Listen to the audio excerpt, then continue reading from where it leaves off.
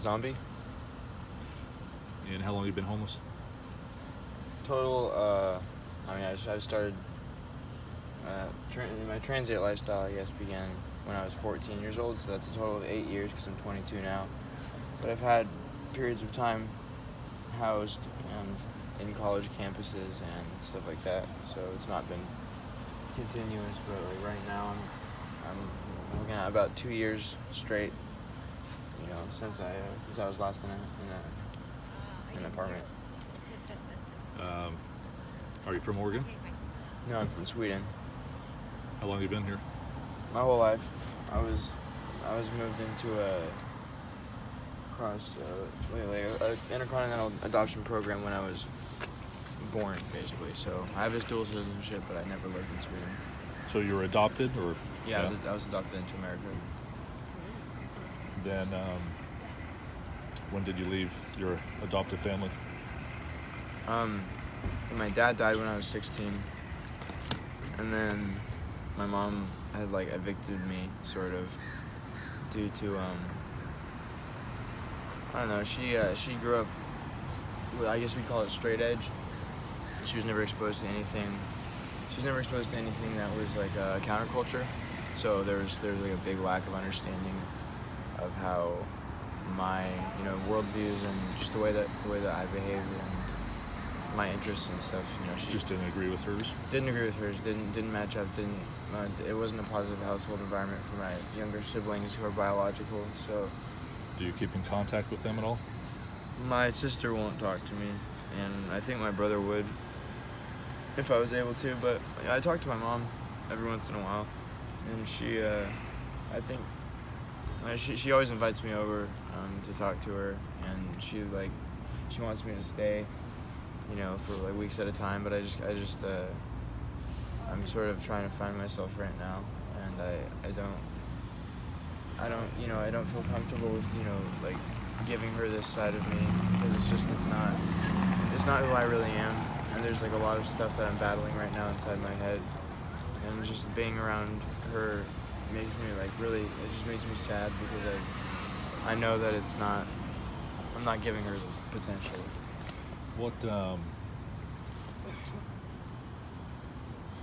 What keeps you on the streets? There's something that keeps drawing me back out.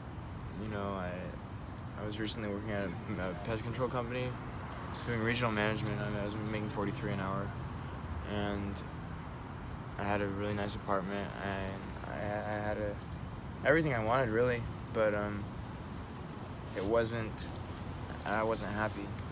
I had everything that I wanted, which was everything that people were telling me that I was supposed to want, which is a job and a house and all this shit. And none of it really mattered to me. And when I came back out here, I felt like I was doing the right I don't know, there's just something out here that I'm trying to find myself. There's some sort of Pavlovian journey of self-discovery that I don't know why, but my philosophy just takes that path. I have no clue why it sounds so cheesy and stupid, but it's just the way, I literally can't help it. That's your story. I don't understand it's your it, life, yeah. so yeah. We're all on a path of discovery, right? Yeah, and mine is much more. It's really rugged, and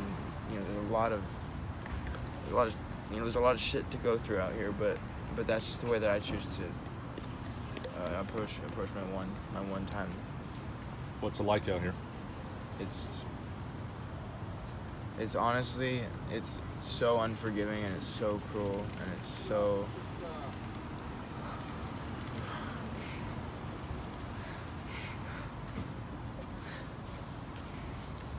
It's okay. There's a lot of pain that you go through before you find a way to comfortably, represent yourself and survive out here. But you'll struggle and you'll suffer more than, I don't know, but I don't know. It's not nobody would do this on purpose unless they were completely.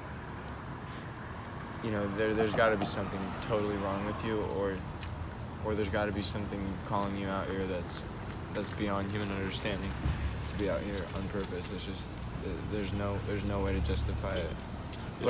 but there's something at the end of the day that I've gained that puts me years ahead of people in my age group. I'm only 22, and you know, I would say I'm mature for my age, and that's a gift in itself, I would say. If there's one thing you could tell people out there, and it could be anything, what would you want to say?